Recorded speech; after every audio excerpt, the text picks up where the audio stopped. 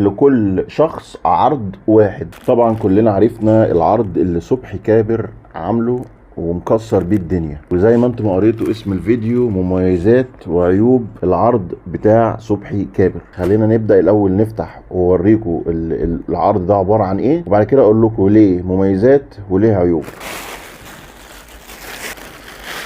4 ترغيف عيش، 2 سلطة و2 طحينة، واحدة وواحدة وواحدة وواحدة.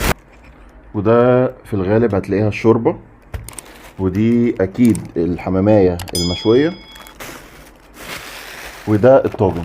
خلينا افتح الاوردر عشان نشوفه مع بعض.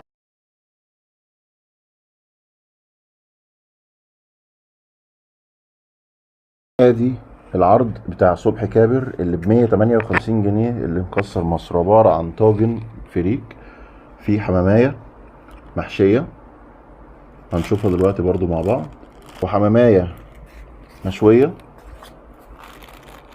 بس انا شفت ريفيوهات قبل كده، كذا ريفيو حد كان عامله، ما كانتش شعريه، كانت رز بسمتي ومعاها قطعه سمبوسه. هو حاطط شويه شعريه كأنها فرشه بس كده. والسلطه والطحينه 2 و2. انا فتحت واحده واحده بس. دي الشوربه اللي بيسموها شوربه الملك فاروق.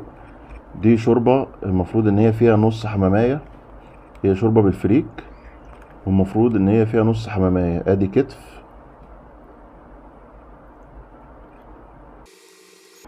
وجلد، دي جلدة حمام، وادي جلدة تانية.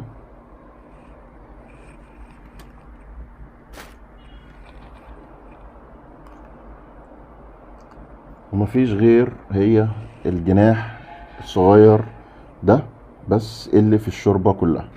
خليني قبل ما ابدأ بقى اقول لكم انا ليه قلت مزايا وعيوب. اللي انا شفته بعد ما فتحت الاوردر دلوقتي اكد معايا العيوب بتاعت صبحي كابر في العرض ده، في الدليفري في العرض ده.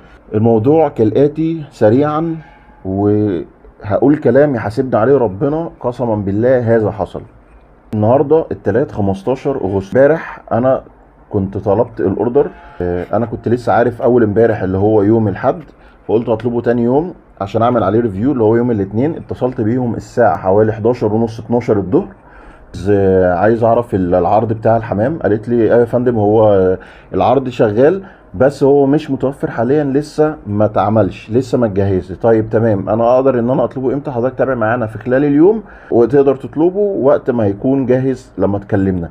طيب يعني انا اكلمكم مثلا على الساعه 4 5 اطلبه؟ اه يا فندم تمام. قفلت الساعه بالظبط 5، كلمتهم ايوه يا فندم مساء الخير مساء النور، انا عايز اعمل اوردر بتاع الحمام، عرض الحمام. قالت لي لا يا فندم للاسف هو الكميه خلصت مش متوفر دلوقتي.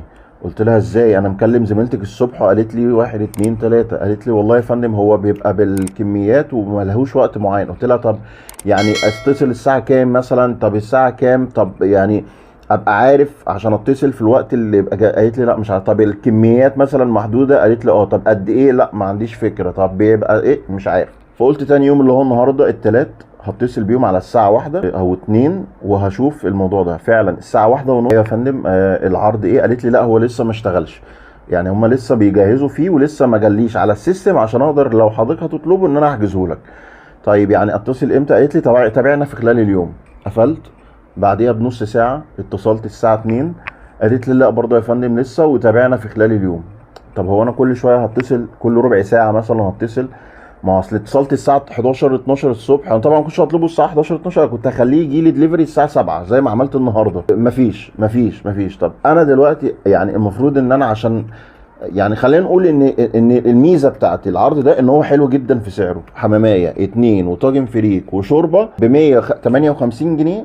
ده عرض تحفه، بوم يكسر الدنيا. مفيش حد بيعمل عرض زي كده ومفيش حد هيعرف يعمل عرض زي كده. انا في الشغل فزمايلي حواليا قلت لهم ده في كذا كذا كذا عرض على كذا كذا. قالت بس للاسف مش هتعرف تطلب لان بيحصل كذا كذا. فوالله العظيم هذا حصل. واحد زميلي معايا بدون ذكر اسماء قال لي طب خلينا اجرب. راح ماسك التليفون، راح متصل بخط الساخن، ردت عليه بنت من غير ما اذكر اسمها مع ان انا عارفه. يا فندم، قال لها معاكي الكابتن فلان الفلاني، كابتن اللي هو نقيب يعني، كابتن فلان الفلاني، طبعا متخن صوته وعامل كاريزما والكلام ده كله، انا عايز العرض بتاع الحمام.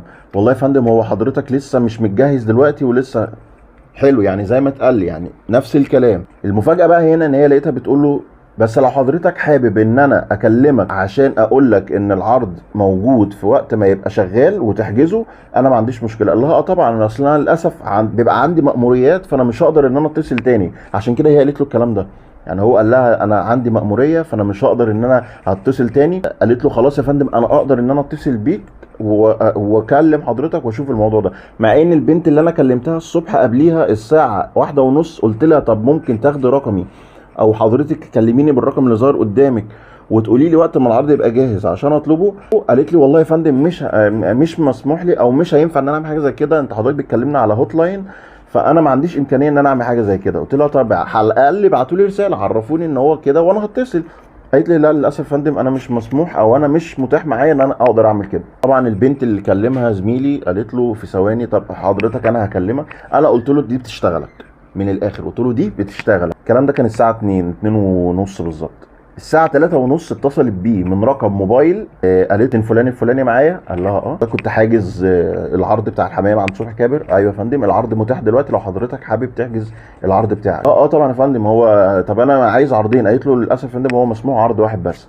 طب يعني انت دلوقتي رجعت اتصلت بيه، هل انت عملت الكلام ده من دماغك ولا هي ماشيه عندكم كوسه؟ ما هو انا لما جيت اتصلت اما بتقول لي اسم حضرتك ايه او مين حضرتك، بقول لها انا مصطفى اسمي الطبيعي.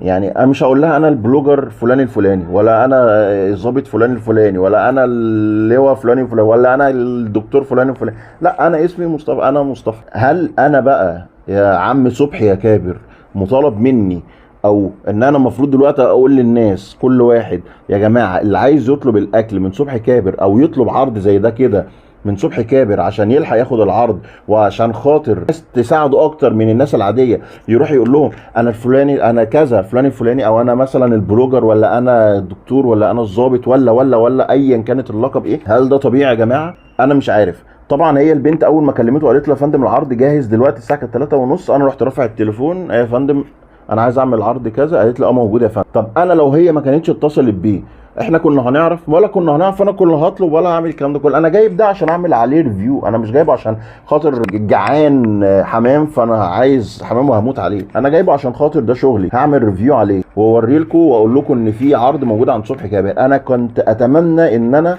ابقى في حاله احلى من اللي انا فيها دلوقتي عشان خاطر اعمل ريفيو حلو عليه، لكن للاسف انا محبط جدا ومتضايق جدا من الموقف ده. انا اعتقد ده عشان عرض موجود بكميات معينه وبيطلع في اوقات معينه فبيحصل الهرجله والمهزله اللي حصلت دي. فاتمنى ان حاج صبحي كابر يا يلغي العرض يا تصلح. ده كله برضو عائد عليك، يعني ده عائد عليك ان ده هيخلي الدليفري عندك يقع للاسف. فاتمنى ان انت تعدل الموضوع دوت او تشوف الموضوع ده. بس انا حبيت اوضح للناس ان اللي عايز اليومين دول يطلب العرض ده لو طول ما هو وقت ما هو شغال قول لها انا اللواء فلان الفلاني عشان خاطر يرجعوا يكلموك وقت ما العرض يبقى شغال. هي مش هتمشي غير كده. هو الموضوع كده، هي جت معايا كده ان انا اتصلت كذا مره ما حصلش. الراجل اتصل من اول مره راحت واخده رقمه من اللي متسجل قدامها على الشاشه وعملت له الاوردر. اتصلت بيه بعدها بساعه قالت له الاوردر جاهز. مفيش اسهل من كده. طب انا بقى الراجل العادي جدا اللي انا نفسي اجرب عرض زي كده، انا بقى راجل مش فود بلوجر، انا راجل دلوقتي ما صدقت لقيت حمامه 2 وشوربه وكان المفروض شويه رز، المفروض ان هنا في نص حماميه يبقى موجودين ب 158 جنيه سعر مش موجود في الدنيا. انا عايز اجيبه واكل، هتذلوني بقى بالطريقه دي؟ ده كده ذل. اللي انا شايف ان ده كده ده ذل. انتوا كده بتذل الناس يا عم صبحي. ده عرض انت تسلم عليه ان انت عملت فعلا عرض تحفه، بس كملوا صح. انا اسف ان انا طولت عليكم. خلوني اوريكم بقى سريعا الاكل ده عباره عن ايه. خلينا الاول كده نبدا. طبعا الاكل برد جدا، المروحه شغال. شويه الشعريه دول مضايقني قوي الصراحه. يعني انا شفت 2 ريفيو جايبين رز بسمتي اصفر بس ما علينا. خلينا بسم الله الرحمن الرحيم نجرب صدر الحمامية.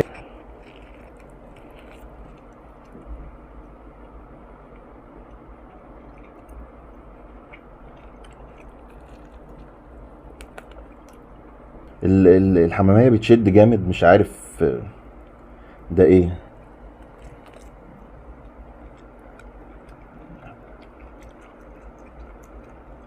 بتشد. مش عارف دي هل كده مش مستويه حلو ولا هي كده ولا ايه. خليني بقى اجرب معاكم الشوربه. فيها بسله وجزر.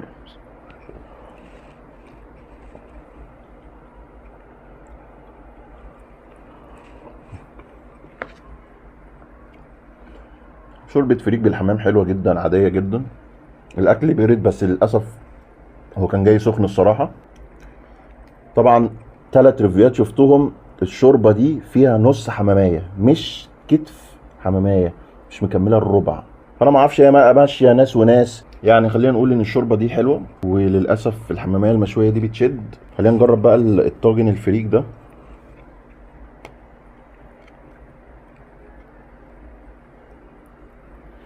حمامية حجمها محترم، حجمها حلو جدا، يعني حمامية عادية محشية. وادي الفريك. خلينا ندوق الفريك.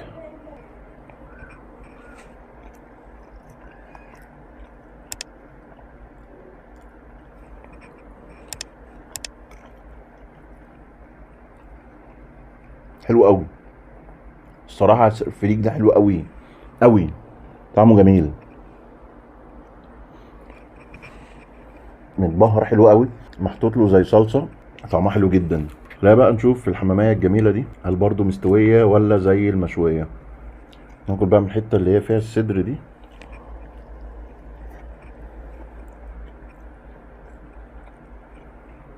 الحمامية محشية رز مش فريك، وطعمه حلو جدا جدا جدا جدا جدا. فعلا بهارات الحمامية دي حلوة قوي قوي قوي.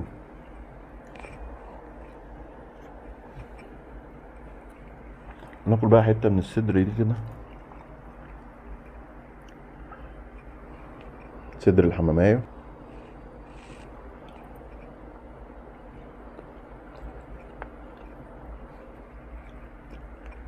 مستوية حلو، طعمها حلو. الحمامية دي حلوة جدا. وفي اخر تجربتي مع عرض صبحي كابر للحمام ابو 158 جنيه، انا حابب اقول ان التجربه 70% 60% حلوه.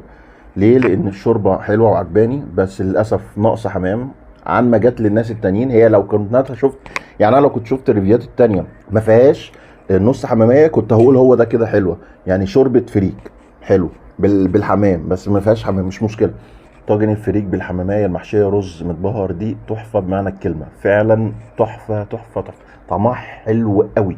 للأسف بقى الحمامية المشوية دي بتشد، يعني مش مستوية سوى كامل. وده أنا مش متعوده من صبحي كابر إن أكله يبقى فيها حاجات زي كده، وبالذات إن هو في الحمام أو المحاشي كلها عموما والمشويات هو من التوب الصراحة. ودي حاجة أنا شاهد له فيها، لأن أنا أكتر محل في حياتي كلت عنده مشويات هو صبحي كابر. الشعريه طبعا انا مش هدوقها لان دي محطوطه كده فرش شعريه عاديه. طبعا اتمنى ان الفيديو يكون عجبكم. اللي ما اشتركش في القناه يشترك واعملوا لايك للفيديو دوت، وفعلوا زر الجرس. مستنوني في فيديوهات جديده. سلام.